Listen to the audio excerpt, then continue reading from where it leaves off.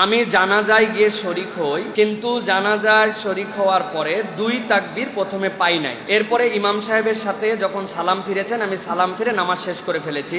আমার জিজ্ঞাসা, আমার জানাজার নামাজ হয়েছে কিনা, অথবা প্রথম যে 2 তাকবীর পাই নাই সেটা আমি কিভাবে তাহলে জানাজার ক্ষেত্রে আদায় করব।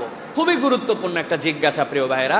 আমরা জানাজায় যাই, আমরা জানাজায় যে শরিক হই, 4টা তাকবীর জানাজাতে ফরজ, এটা মনে রাখতে হবে। তাকবীর কয়টা ফরজ? 4টা। এখন আপনি যাওয়ার পরে 2 তাকবীর পান নাই ইমাম সাহেবের সাথে, এরপর ইমাম সাহেব আসসালামু আলাইকুম রহমতুল্লাহ আসসালামু আলাইকুম রহমতুল্লাহ বলছেন, আপনিও সাথে সালাম ফিরে নামাজ শেষ করে দিয়ে সুন্দর করে খাটলি নিয়ে কবরস্থানে রওনা হয়ে গেছেন। আপনার কবরস্থানে খাটলি নিয়ে যাওয়ার সওয়াব হবে, কিন্তু আপনার জানাজা আদায় হয় নাই, আপনার জানাজা হয় নাই। এখন কথা হচ্ছে, তাহলে জানাজা আমাকে কিভাবে করতে হবে?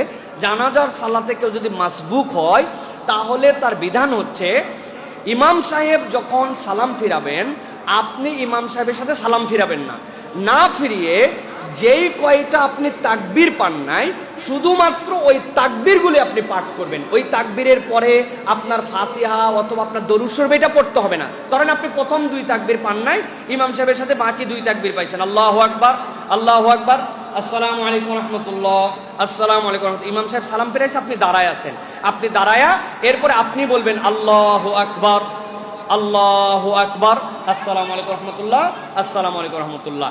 এইটা বললে আপনার জানাজা পূর্ণ আদায় হয়ে গেছে। তবেটা হচ্ছে, জানাজার সামনে যে মাইয়েত থাকবে, খাটলি তোলার আগেই আপনাকে এটা বলতে হবে। এই জন্য উপযুক্ত ইমাম যারা, তারা সালাম ফেরানোর পরে কিছু মানুষ মাসবুক হতে পারেন, তাদের জন্য 10-15 সেকেন্ড অপেক্ষা করে একটু পরে খাটলিটা উঠানোর প্রচেষ্টাটা রাখা ভালো। নামাজও শেষ, সাত করে খাটলি উঠালেন, তাহলে পিছনের লোকগুলো আর মাসবুক হলে তারা আর এই তাকবীরটা বলতে পারবে না। এই জন্য আপনি শুধু তাকবীর বলবেন, খাটলি উঠানোর আগে আপনার তাহলে জানাজা হয়ে যাবে। আশা করি আপনার প্রশ্নের উত্তর পেয়েছেন।